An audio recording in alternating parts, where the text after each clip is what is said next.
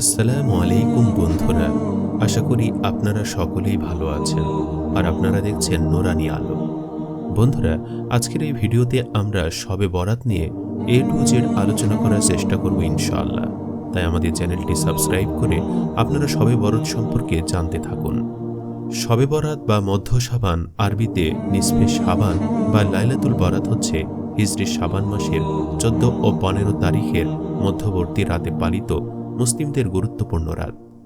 উপমহাদেশে এ রাতকে শবে বরাত বলা হয়। ইসলামী বিশ্বাস মতে এ রাতে আল্লাহ তার বান্দাদেরকে বিশেষভাবে ক্ষমা করেন। বিশ্বের বিভিন্ন স্থানের অনেক মুসলমান নফল ইবাদতের মাধ্যমে শবে বরাত পালন করেন। অনেক অঞ্চলে এ রাতে তাদের মৃত পূর্বপুরুষদের জন্য আল্লাহর কাছে ক্ষমা চাওয়ার জন্য প্রার্থনার আয়োজন করা হয়।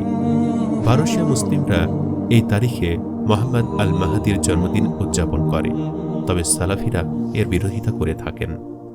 শবে বরাত যেভাবে বাংলাদেশ, ভারত ও পাকিস্তানে উৎসবে পরিণত হল, বাংলাদেশ সহ দক্ষিণ ও মধ্য এশিয়ার বিভিন্ন দেশে বেশ ঘটা করে শবে বরাত পালন করার রেওয়াজ আছে বহুকাল ধরে।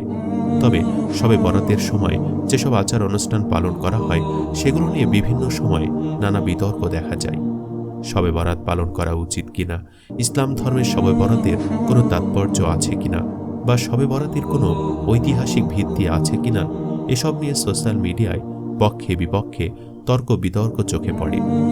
ধর্মীয়ভাবে শবে বরাতের তাৎপর্য কতটুকু আছে সে বিষয়টি এই বর্ণনায় আলোকপাত করার সাথে সাথে এর মূল বিষয়বস্তু হচ্ছে শবে বরাতের আচার অনুষ্ঠানগুলো দক্ষিণ ও মধ্য এশিয়ার দেশগুলোতে কিভাবে ও কেন প্রচলন হয়েছিল।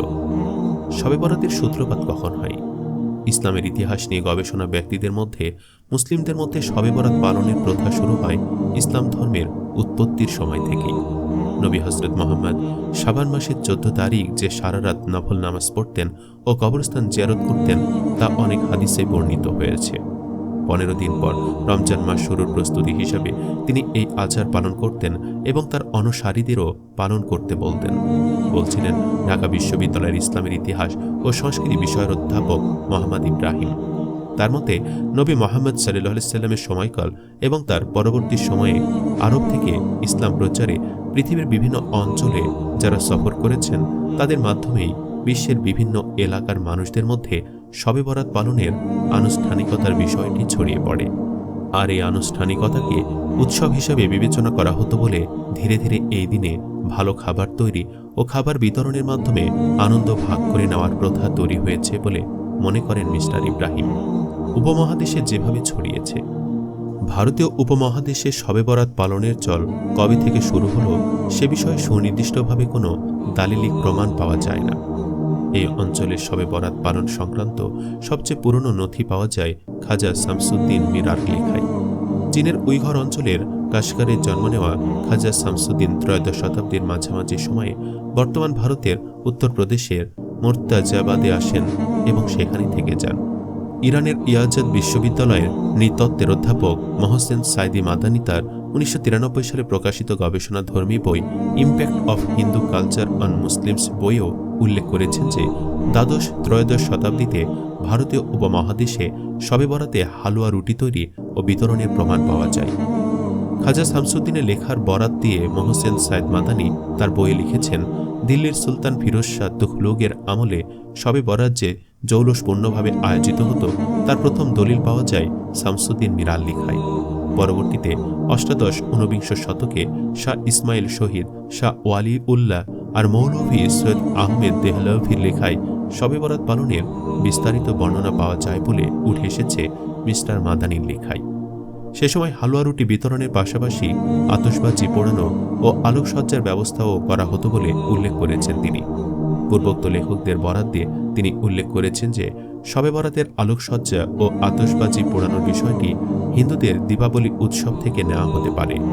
তবে ইসলামিক ইতিহাসের অধ্যাপক মোহাম্মদ ইব্রাহিম মনে করেন উপমহাদেশে শবে বরাত পালনের চল 8ম শতক থেকে শুরু হয়েছে, যখন থেকে ইসলাম প্রচারে মধ্য এশিয়া ও আরব থেকে উপমহাদেশে মুসলিম ধর্ম প্রচারকরা এসেছেন। ত্রয়োদশ শতকে কুতুবউদ্দিন আইবেক বখতিয়ার খিলজি দিল্লিতে সালতানাত প্রতিষ্ঠা করার পর উপমহাদেশে রাজনৈতিকভাবে ইসলাম ছড়িয়ে পড়ে। কিন্তু 712 সালে মোহাম্মদ বিন কাসেম মুলতান আর সিন্ধু জয় করেন। সেটি ছিল উপমহাদেশে ইসলাম ছড়িয়ে যাওয়ার শুরু। এছাড়া আরব চীনা বণিকরা সাগরপথে বাণিজ্যের উদ্দেশ্যে এই অঞ্চলে এসেছেন। তাদের মাধ্যমেও উপমহাদেশে ইসলাম ছড়িয়েছে এবং ইসলামিক রীতি রেওয়াজও মানুষের কাছে পরিচিত হয়েছে, বলেন অধ্যাপক ইব্রাহিম। আতশবাজি ও হালুয়া রুটি প্রচলন কিভাবে হলো?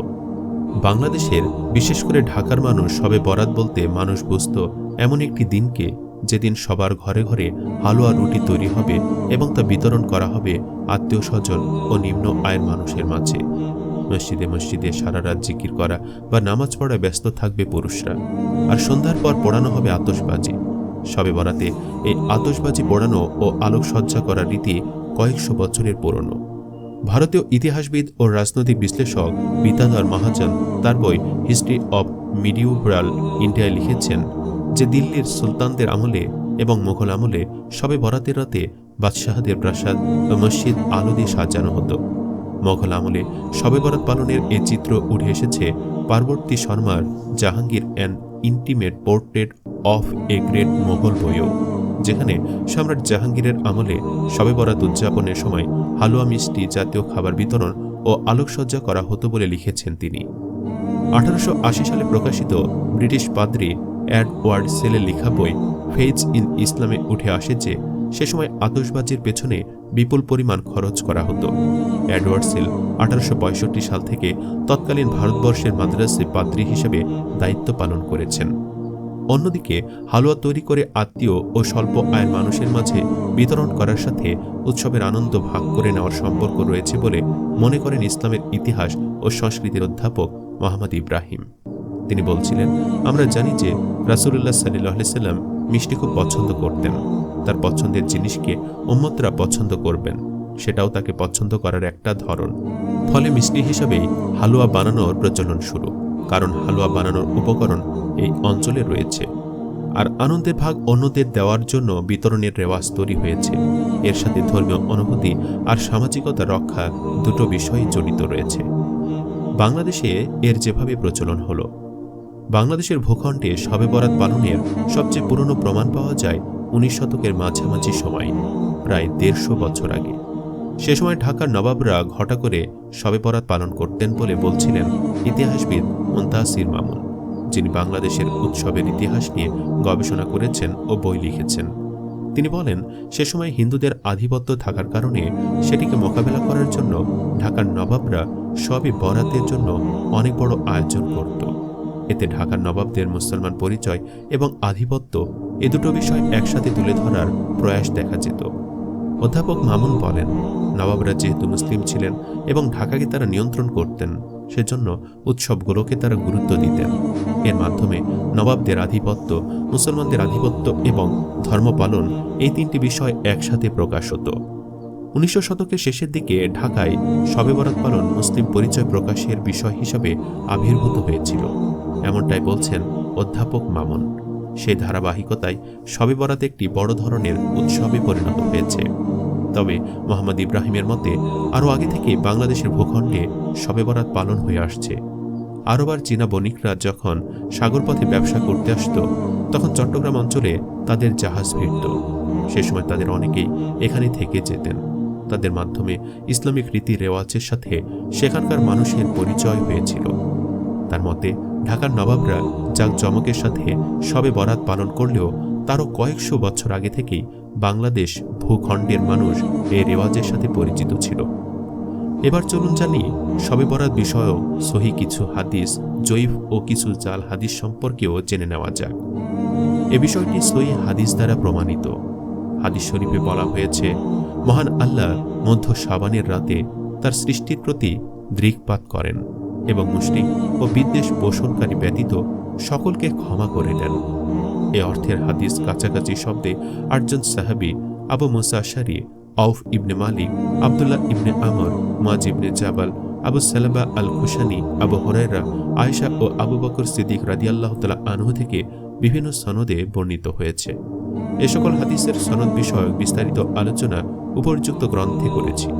এগুলোর মধ্যে কিছু সনদ দুর্বল ও কিছু হাসান পর্যায়ের। সামগ্রিক বিচারে হাদিসটি সহিহ। শাইখ আলবানী বলেন, হাদিসটি সহিহ। তা অনেক সাহাবী থেকে বিভিন্ন সনদে বর্ণিত হয়েছে, যা একটি অন্যটিকে শক্তিশালী হতে সহায়তা করে।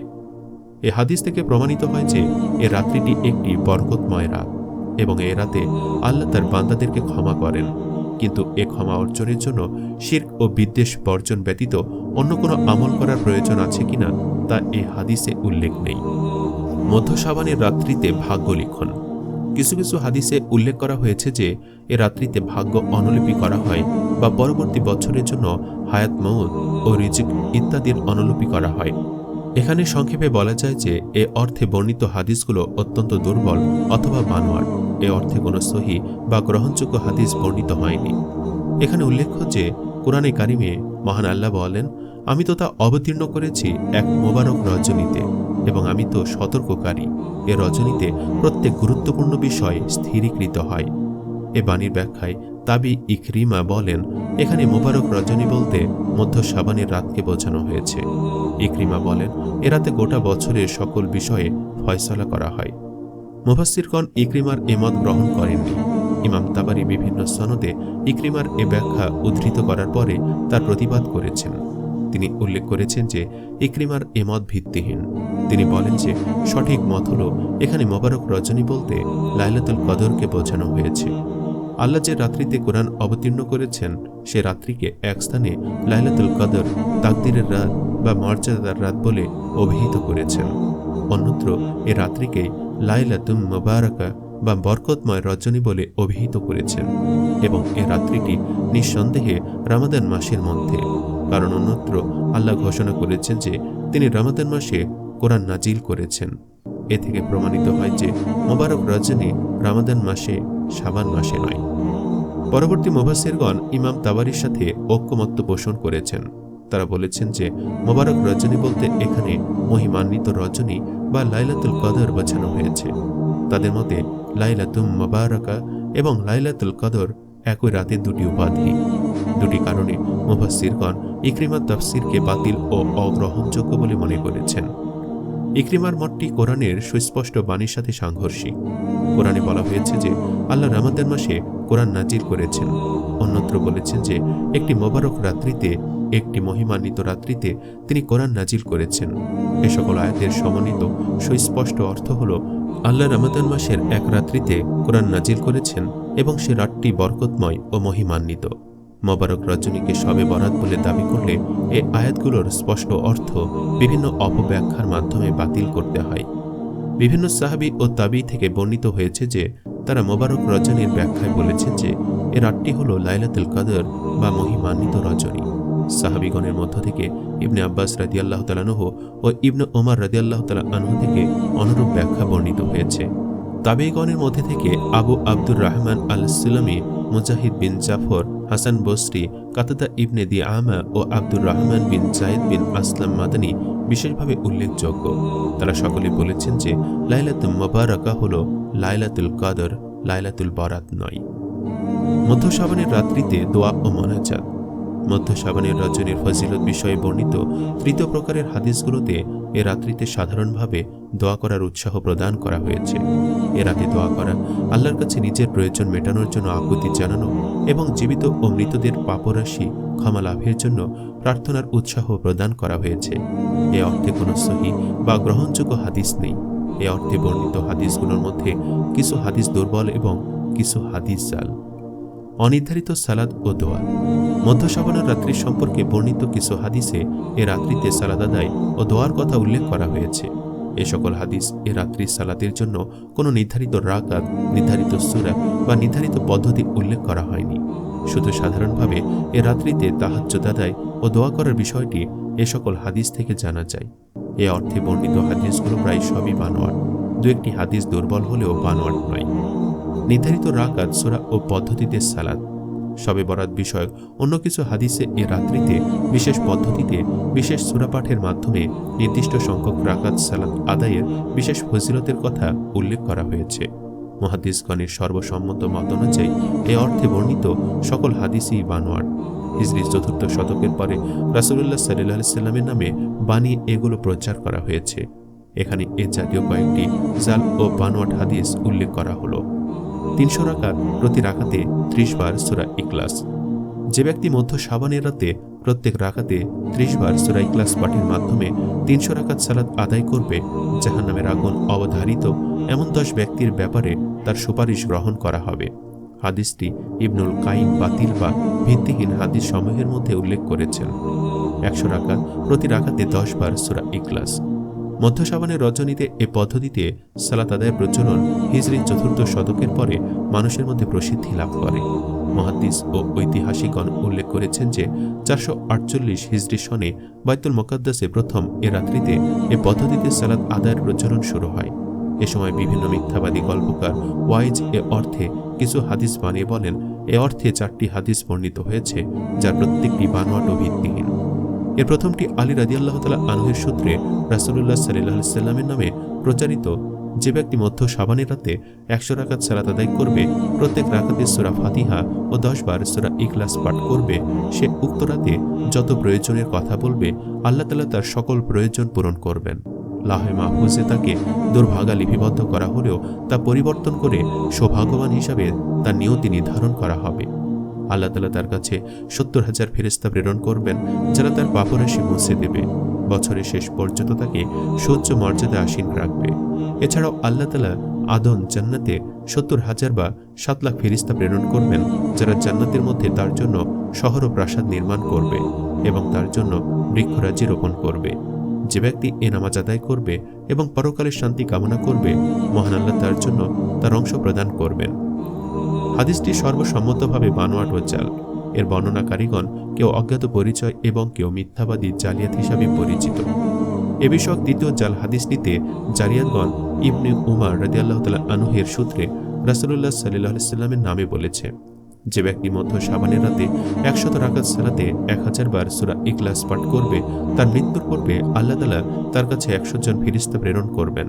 তন্মধ্যে 30 জন তাকে জান্নাতের সুসংবাদ দিবে, 30 জন তাকে জাহান্নামের আগুন থেকে নিরাপত্তার সুসংবাদ প্রদান করবে, 30 জন তাকে ভুলের মধ্যে নিবদ্ধ হওয়া থেকে রক্ষা করবে এবং 10 জন তার শত্রুদের ষড়যন্ত্রের জবাব দেবে। এ হাদিসটিও বানোয়াট। সনদের অধিকাংশ রাবী অজ্ঞাত পরিচয়, বাকিরা মিথ্যাবাদী হিসাবেই সুপরিচিত। এ বিষয়ক তৃতীয় জাল হাদিসটিতে মিথ্যাবাদীগণ বিশিষ্ট তাবী ইমাম আবু জাফর মুহাম্মদ আল বাকির থেকে রাসূলুল্লাহ সাল্লাল্লাহু আলাইহি সাল্লামের বরাতে বর্ণনা করেছে, যে ব্যক্তি মধ্য শাবানের রাতে 100 রাকাত সালাতে 1000 বার সূরা ইখলাস পাঠ করবে, তার মৃত্যুর পূর্বে মহান আল্লাহ তার কাছে 100 ফেরেশতা প্রেরণ করবেন। 30 জন তাকে জান্নাতে সুসংবাদ দিবে, 30 জন তাকে জাহান্নামের আগুন থেকে মুক্তি দিবে, 30 জন তার ভুল সংশোধন করবে এবং 10 জন তার শত্রুদের নাম লিপিবদ্ধ করবে। এই হাদিসটিও বানোয়াট। সনদের কিছু রাবী অজ্ঞাত পরিচয় এবং কিছু রাবী মিথ্যাবাদী হিসাবে সুপরিচিত। 100 রাকাত সংক্রান্ত এই বিশেষ পদ্ধতিটি হিজরি 4th শতাব্দী থেকে বিভিন্ন গল্পকার ওয়াইজদের মাধ্যমে সাধারণ মানুষের কাছে প্রসিদ্ধি লাভ করে এবং যুগে যুগে তা বৃদ্ধি পেতে থাকে। এক পর্যায়ে ভারতীয় ওয়াইজগণ এ সালাতের পদ্ধতির মধ্যে প্রত্যেক 2 রাকাতের পরে তাসবিহুত তারাবির প্রচলন করেন এবং 100 রাকাত পূর্ণ হওয়ার পর কতিপয় সাজদার ভেতরে ও বাহিরে কতিপয় দোয়া সংযুক্ত করেছেন।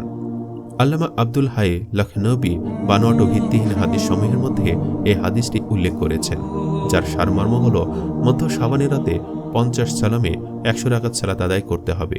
প্রত্যেক রাকাতে সূরা ফাতিহার পর 10 বার সূরা ইখলাস পাঠ করতে হবে। প্রত্যেক 2 রাকাত পর তাসবিহুত তারাবি পাঠ করবে, এরপর সাজদা করবে।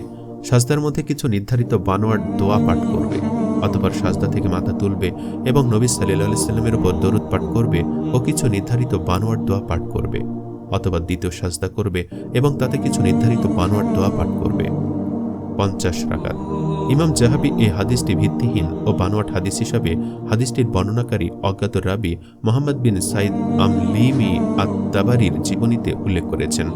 উক্ত মুহাম্মদ বিন সাইদ এই হাদিসটি তার মতোই অজ্ঞাত রাবী মুহাম্মদ বিন আমর আল বাজারি এর সনদে আনাস রাদিয়াল্লাহু তাআলা আনহু থেকে মারফু হিসাবে বর্ণনা করেন, যে ব্যক্তি মধ্য শাবানের রাতে 50 রাকাত সালাত আদায় করবে, সে ব্যক্তি আল্লাহ তাআলার কাছে যত প্রকার প্রয়োজনের কথা বলবে তার সবটুকু পূরণ করে দেওয়া হবে। এমনকি লাহে মাহফুজে তাকে দুর্ভাগ্যবান হিসাবে লিপিবদ্ধ করা হলেও তা পরিবর্তন করে তাকে সৌভাগ্যবান করা হবে এবং আল্লাহ তাআলা তার কাছে 7 লাখ ফেরেশতা প্রেরণ করবেন, যারা তার নেকি লিপিবদ্ধ করবে। অপর 7 লাখ ফেরেশতা প্রেরণ করবেন, যারা তার জন্য বেহেশতে প্রাসাদ নির্মাণ করবে। এবং 70,000 একত্ববাদীর জন্য তার সুপারিশ গ্রহণ করা হবে। ইমাম জাহাবি এ মিথ্যা হাদিসটি উল্লেখ করে বলেন, যে ব্যক্তি এ হাদিসটি বানোয়াট করেছে আল্লাহ তাআলা তাকে লাঞ্ছিত করুন। 14 রাকাত। ইমাম বাইহাকি তার সনদে আলী রাদিয়াল্লাহু তাআলা আনহু থেকে বর্ণনা করেন, তিনি বলেন, আমি রাসূলুল্লাহ সাল্লাল্লাহু আলাইহি সাল্লামকে মধ্য শাবানের রাতে 14 রাকাত সালাত আদায় করতে দেখেছি। সালাত শেষে বসে তিনি 14 বার সূরা ফাতিহা, 14 বার সূরা ইখলাস, 14 বার সূরা ফালাক, 14 বার সূরা নাস, একবার আয়াতুল কুরসি এবং সূরা তাওবার শেষ 2 আয়াত তিলাওয়াত করেন। এসব কাজের সমাপ্তির পর আমি তাকে এগুলো সম্পর্কে জিজ্ঞাসা করলাম। তিনি বললেন, তুমি আমাকে যেভাবে করতে দেখেছ এভাবে যে করবে তার আমলনামায় 20টি কবুল হজের সওয়াব লেখা হবে এবং 20 বছরের কবুল সিয়ামের সওয়াব লেখা হবে। পরদিন যদি সে সিয়াম পালন করে তবে 2 বছরের সিয়ামের সওয়াব তার আমলনামায় লেখা হবে। হাদিসটি উল্লেখ করার পর ইমাম বাইহাকি বলেন, ইমাম আহমদ বলেছেন যে এ হাদিসটি আপত্তিকর, পরিত্যক্ত, জাল ও বানোয়াট বলে প্রতীয়মান। হাদিসটির সনদে অজ্ঞাত পরিচয় বর্ণনাকারীগণ রয়েছেন। অন্যান্য মুহাদ্দিস হাদিসটিকে জাল বলে গণ্য করার বিষয়ে ইমাম বাইহাকির সাথে ঐকমত্য পোষণ করেছেন। আল্লামা ইবনুল জাওজি ও ইমাম সুয়ুতি বলেন, হাদিসটি বানোয়াট, এর সনদ অন্ধকারাচ্ছন্ন। সনদের মধ্যে মোহাম্মদ বিন মুজাহির রয়েছেন। ইমাম আহমদ বিন হাম্বল বলেন, মোহাম্মদ বিন মুজাহির হাদিস বানোয়াটকারী। 12 রাকাত, প্রত্যেক রাকাতে 30 বার সূরা ইখলাস। জালিয়াতগণ আবু হুরায়রা রাদিয়াল্লাহু তাআলা আনহু পর্যন্ত একটি জাল সনদ তৈরি করে তার সূত্রে রাসূলুল্লাহ সাল্লাল্লাহু আলাইহি সাল্লাম থেকে বর্ণনা করেছে, যে ব্যক্তি মধ্য শাবানের রাতে 12 রাকাত সালাত আদায় করবে, প্রত্যেক রাকাতে 30 বার সূরা ইখলাস পাঠ করবে, সালাত শেষ হওয়ার পূর্বে বেহেশতের মধ্যে তার অবস্থান সে অবলোকন করবে এবং তার পরিবারের সদস্যদের মধ্য থেকে জাহান্নাম নির্ধারিত হয়েছে, এমন 10 ব্যক্তির ব্যাপারে তার সুপারিশ গ্রহণ করা হবে। এ হাদিসের সনদের অধিকাংশ বর্ণনাকারী অজ্ঞাত। এছাড়া সনদের মধ্যে কতিপয় দুর্বল ও পরিত্যাজ্য বর্ণনাকারী রয়েছে।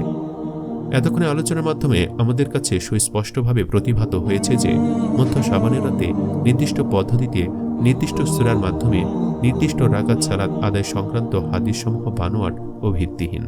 মুহাদ্দিসগণ এ ব্যাপারে সকলেই একমত, কিন্তু কতিপয় নেককার ও সরল প্রাণ ফকি ও মুফাসসির তাদের রচনাবলীতে এগুলোর জালিয়াতি ও অসরতা উল্লেখ ছাড়াই এ সকল ভিত্তিহীন হাদিস স্থান দিয়েছেন।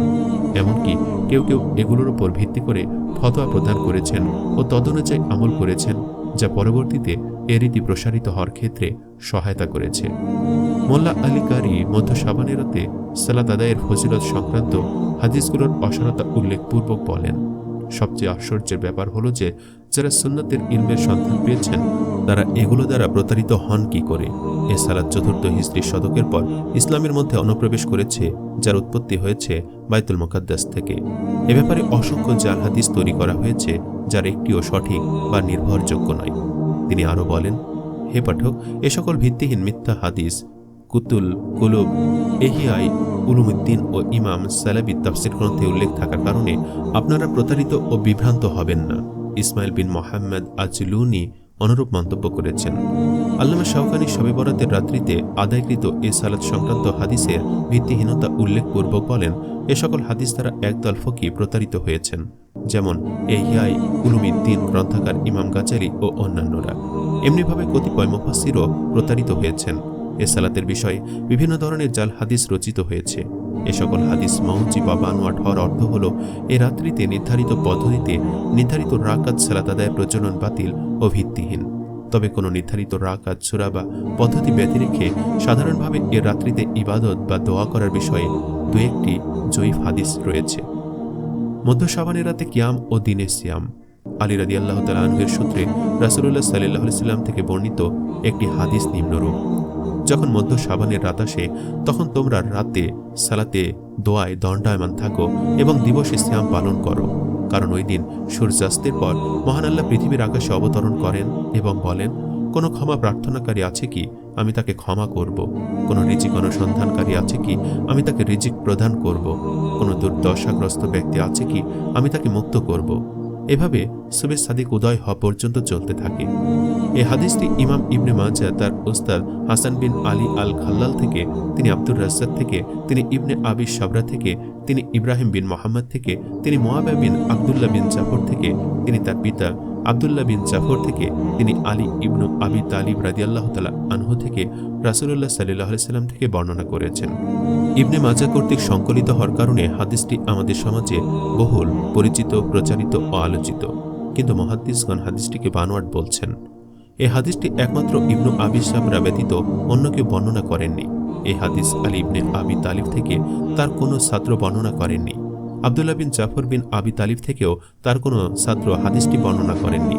এমনকি মুয়াবিয়া ও ইব্রাহিম বিন মোহাম্মদ থেকেও তাদের কোনো ছাত্র হাদিসটি বর্ণনা করেননি। শুধু ইবনে আবি সাবরা দাবি করেছেন যে তিনি ইব্রাহিম থেকে উক্ত সনদে হাদিসটি শ্রবণ করেছেন। তার কাছ থেকে আব্দুর রাজ্জাক ও অন্যরা বর্ণনা করেছেন। ইবনে আবি সাবরা এর পূর্ণ নাম আবু বকর বিন আবদুল্লাহ বিন মোহাম্মদ বিন আবি সাবরা। তিনি মদিনার একজন বড় আলিম ও ফকি ছিলেন, কিন্তু তুলনামূলক পরীক্ষা ও বিচারের মাধ্যমে হাদিসের ইমামগণ নিশ্চিত হয়েছেন যে তিনি হাদিস বর্ণনার ক্ষেত্রে মিথ্যার আশ্রয় নিতেন। অসংখ্য ইমাম তাকে মিথ্যা ও বানোয়াট হাদিস বর্ণনাকারী হিসেবে অভিযুক্ত করেছেন। আল্লাহই ভালো জানেন। এরই আলোকে আল্লামা শিহাবুদ্দিন আহমদ বিন আবি বকর আল বুশিরি বলেন, ইবনে আবি সাবরার দুর্বলতার কারণে এই সনদটি দুর্বল। ইমাম আহমদ ও ইবনে মাইন তাকে হাদিস বানোয়াটকারী হিসেবে আখ্যা দিয়েছেন। 2 ঈদ ও মধ্য শাবানের রাত্রিভর ইবাদত। একটি জাল হাদিসে বলা হয়েছে, যে ব্যক্তি 2 ঈদের রাত ও মধ্য শাবানের রাত ইবাদতে জাগ্রত থাকবে, তার অন্তরের মৃত্যু হবে না, যেদিন সকল অন্তর মরে যাবে। এ হাদিসের একমাত্র বর্ণনাকারী উপর্যুক্ত ঈসা ইবনে ইব্রাহিম ইবনে তাহমান বাতিল হাদিস বর্ণনাকারী হিসেবে সুপরিচিত। ইমাম বুখারী, নাসাই, ইয়াহইয়া বিন মাইন ও আবু হাতিম রাদিয়াল্লাহু তাআলা আনহু ও অন্যান্য সকল মুহাদ্দিস এক বাক্যে তাকে পরিত্যক্ত বা মিথ্যাবাদী রাবী বলে উল্লেখ করেছেন। আর তার উস্তাদ হিসাবে যার নাম উল্লেখ করা হয়েছে, সে মারওয়ান বিন সালিম মিথ্যা হাদিস বর্ণনার অভিযোগে অভিযুক্ত। এভাবে আমরা দেখছি যে এই হাদিসটির সনদের রাবীগণ অধিকাংশ মিথ্যাবাদী বা অত্যন্ত দুর্বল। এখানে উল্লেখ্য যে আবু উমামা রাদিয়াল্লাহু তাআলা আনহু ও অন্যান্য সাহাবী থেকে একাধিক দুর্বল সূত্রে বর্ণিত হয়েছে যে যে ব্যক্তি 2 ঈদের রাত ইবাদতে জাগ্রত থাকবে, তার অন্তরে মৃত্যু হবে না, যেদিন সকল অন্তর মরে যাবে। এ সকল বর্ণনায় 2 ঈদের রাতের সাথে মধ্য শাবানের রাতকে কেউ যুক্ত করেননি। 5 রাত্রি ইবাদতে জাগ্রত থাকা। মুআয ইবনে জাবাল রাদিয়াল্লাহু তাআলা আনহু-এর সূত্রে বর্ণিত হয়েছে যে যে ব্যক্তি 5 রাত জাগ্রত থাকবে, তার জন্য জান্নাত অপরিহার্য হবে। জুলহজ্জ মাসের 8 তারিখের রাত্রি, আরাফার রাত্রি, ঈদুল আজহার রাত্রি, ঈদুল ফিতরের রাত্রি ও মধ্য শাবানের রাত্রি। হাদিসটি ইসফাহানি তারগিব গ্রন্থে সুয়াইদ ইবনে সাইদের সূত্রে উদ্ধৃত করেছেন। সুয়াইদ আব্দুর রাহিম ইবনে সাইদ আল আম্মি থেকে, তিনি তার পিতা থেকে, তিনি ওয়াক্কা ইবনে মুনাবি থেকে, তিনি মুআয ইবনে জাবাল থেকে, তিনি রাসূলুল্লাহ সাল্লাল্লাহু আলাইহি সাল্লাম থেকে হাদিসটি বর্ণনা করেছেন। হাদিসটির বর্ণনাকারী আব্দুর রাহিম ইবনে জাইদ আল আম্মি নামক ব্যক্তি মিথ্যা ও জাল হাদিস বর্ণনাকারী বলে প্রসিদ্ধ ছিলেন। এ রাত্রিতে রহমতের দরজাগুলো খোলা হয়। আবুল হাসান আলী ইবনে মোহাম্মদ ইবনে আরাক তার মাউজু বা জাল হাদিস সংকলনের গ্রন্থে ইবনু আশাকিরের বরাদ্দে বানোয়াট ও ভিত্তিহীন হাদিস হিসাবে নিম্নের হাদিসটি উল্লেখ করেছেন। মধ্য শাবানের রাত্রে জিবরাইল আলাইহিস সালাম আমার কাছে আগমন করে বলেন, আপনি দাঁড়িয়ে নামাজ পড়ুন এবং আপনার মাথা ও হস্তদ্বয় উপরে উঠান। আমি বললাম, হে জিবরাইল, এটি কোন রাত? তিনি বলেন, হে মুহাম্মদ, এ রাতে আসমানের দরজাসমূহ খুলে দেওয়া হয় এবং রহমতের 300 দরজা খুলে দেওয়া হয়। তখন রাসূলুল্লাহ সাল্লাল্লাহু আলাইহি সাল্লাম বাকি গোরস্থানে গমন করেন। তিনি যখন সেখানে সাজদারত অবস্থায় দোয়া করছিলেন, তখন জিবরাইল সেখানে অবতরণ করে বলেন, হে মুহাম্মদ, আপনি আকাশের দিকে মাথা তুলুন। তিনি তখন তার মস্তক উত্তোলন করে দেখেন যে রহমতের দরজাগুলো খুলে দেওয়া হয়েছে। প্রত্যেক দরজায় একজন ফেরেশতা ডেকে বলছেন, এ রাত্রিতে যে সাজদা করে তার জন্য মহা সুসংবাদ। হাদিসটি উদ্ধৃত করে ইবনু আরাক উল্লেখ করেছেন যে এ হাদিসে একটিমাত্র সূত্রে বর্ণিত হয়েছে, যে সূত্রের রাবীগণ সকলেই অজ্ঞাত পরিচয় এবং হাদিসটি বানোয়াট ও ভিত্তিহীন হিসাবে বিবেচিত। 5 রাতের দোয়া বিফল হয় না। আবু উমামা রাদিয়াল্লাহু তাআলা আনহু সূত্রে রাসূলুল্লাহ সাল্লাল্লাহু আলাইহি সাল্লামের নামে কথিত আছে, 5 রাতের দোয়া বিফল হয় না।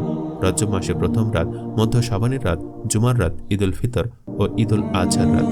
এ হাদিসটি হাফিজ আবুল কাসিম ইবনে আসাকির তার তারিখ দিশাব গ্রন্থে আবু সাইদ বুন্দার বিন মোহাম্মদ রুহানির সূত্রে, তিনি ইব্রাহিম বিন আবি ইয়াহিয়া থেকে, তিনি আবু কানাফ থেকে, তিনি আবু উমামা বাহিলি রাদিয়াল্লাহু তাআলা আনহু থেকে বর্ণনা করেছেন। ইমাম শহীদি তার আল জামে আল সাগির গ্রন্থে ইবনে আসাকিরের উদ্ধৃতি দিয়ে হাদিসটি জয়ীফ হিসাবে উল্লেখ করেছেন। ইমাম শাফিঈ নিজেও তার এই শিক্ষকের দুর্বলতা ও অগ্রহণযোগ্যতা সম্পর্কে সচেতন ছিলেন। তিনি পরবর্তী জীবনে তার সূত্রে কোনো হাদিস বললে তার নাম উল্লেখ না করে বলতেন, আমাকে বলা হয়েছে বা শুনেছি, বা অনুরূপ কোনো বাক্য ব্যবহার করতেন। শবে বরাতের গোসল। শবে বরাত বিষয়ক প্রচলিত মিথ্যা কথাগুলোর অন্যতম হল এ রাতে গোসল করার ফজিলত। বিষয়টি যদিও সম্পূর্ণ মিথ্যা, ভিত্তিহীন ও জঘন্য বানোয়াট কথা, তবু আমাদের সমাজে তা অত্যন্ত প্রচলিত। আমাদের দেশের প্রচলিত প্রায় সকল পুস্তকেই এই জাল কথাটি লেখা হয় এবং ওয়াজে আলোচনা করা হয়। প্রচলিত একটি বই থেকে উদ্ধৃত করছি। একটি হাদিসে আছে, যে ব্যক্তি উক্ত রাত্রিতে ইবাদতের উদ্দেশ্যে সন্ধ্যায় গোসল করিবে, সে ব্যক্তির গোসলের প্রত্যেকটি বিন্দু পানির পরিবর্তে তাহার আমলনামায় 700 রাকাত নফল নামাজের সব লিখা যাইবে। গোসল করিয়া 2 রাকাত তাহিয়াতুল ওজুর নামাজ পড়িবে। এই মিথ্যা কথা দ্বারা প্রভাবিত হয়ে কঠিন শীতের দিনেও অনেকে গোসল করেন। উপরন্ত ফোঁটা ফোঁটা পানি পড়ার আশায় শরীর ও মাথা ভালো করে মোছেন না। এর ফলে অনেকে, বিশেষত মহিলারা, বড় চুলের কারণে ঠান্ডা সর্দিতে আক্রান্ত হন। আর এই কষ্ট শরীয়তের দৃষ্টিতে পণ্ডশ্রম ছাড়া কিছুই নয়। কারণ সুন্নতের আলোকে এ রাতে গোসল করে ইবাদত করা আর অজু করে ইবাদত করার মধ্যে কোনোরূপ পার্থক্য নেই। অনুরূপভাবে এ রাতে গোসল করা এবং অন্য কোনো রাতে গোসল করার মধ্যেও কোনো পার্থক্য নেই। এ রাতে নেক আমলের সুসংবাদ। এ বিষয়ে আমাদের দেশে প্রচলিত একটি কথা, মহা সুসংবাদ তার জন্য সে শাবান মাসের মাধ্যম রজনীতে নেক আমল করে। এ কথাটি উপরে উল্লেখিত উবাই ইবনে কাব রাদিয়াল্লাহু তাআলা আনহুর নামে প্রচারিত জাল হাদিসটি থেকে গ্রহণ করা। এ রাতে হালুয়া রুটি বা মিষ্টান্ন বিতরণ। এ রাত্রিতে হালুয়া রুটি তৈরি করা, খাওয়া বিতরণ করা, মিষ্টান্ন বিতরণ করা ইত্যাদি সবই বানোয়াট ও ভিত্তিহীন কর্ম। এ রাতে এই সকল ইবাদত করলে কোনো বিশেষ সওয়াব বা অতিরিক্ত সওয়াব পাওয়া যাবে, এ মর্মে কোনো হাদিস বর্ণিত হয়নি। 15 শাবানের দিনে সিয়াম পালন। আমরা দেখেছি যে রাসূলুল্লাহ সাল্লাল্লাহু আলাইহি সাল্লাম শাবান মাসের বেশি বেশি সিয়াম পালন করতেন, এমনকি প্রায় সারা মাসই সিয়ামরত থাকতেন। আমরা আরও দেখেছি যে শাবান মাসের মধ্যম রজনীর ফজিলত সহিহ হাদিস দ্বারাই প্রমাণিত। এই রাত্রিতে সাধারণভাবে দোয়া, ইস্তেগফার বা সালাত আদায়ের উৎসাহ জ্ঞাপক কিছু জয়ী বা মোটামুটি গ্রহণযোগ্য হাদিস রয়েছে, কিন্তু পরদিন সিয়াম পালনের বিষয়ে কোনো গ্রহণযোগ্য হাদিস পাওয়া যায় না।